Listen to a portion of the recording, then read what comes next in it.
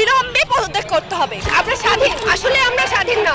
আমার রাষ্ট্র আমাকে কি নিরাপত্তা দেয়? একটা ব্যর্থ সরকার, তার কাছে আর কিছু আশা করা যায় না। আমরা এটা মেনে নিয়েছি যে এই সরকারটা ব্যর্থ হয়েছে, পুরোপুরিভাবে ব্যর্থ হয়েছে। তারা যে সংস্কারের কথা বলেছে, তারা যেখানে আছেন এই সংস্কারটা আসলে আমরা দেখতে পাইনি। আপনি চিন্তা করতে পারছেন যে আমাদের দেশটা এখন কোন পর্যায়ে গিয়ে পৌঁছেছে?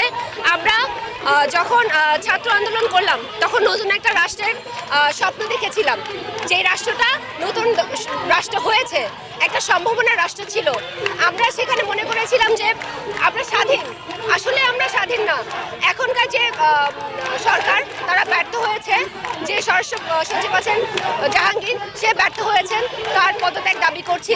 এবং যে শিশুটি খারাপ স্পর্শের শিকার হয়েছে, তার যাতে সুষ্ঠু বিচার পায়, সেই জন্য আমরা সবাই আজকে লাঠি আন্দোলন করছি। দেখেন, আপনাদের খুবই সৌভাগ্য যে ধর্ষক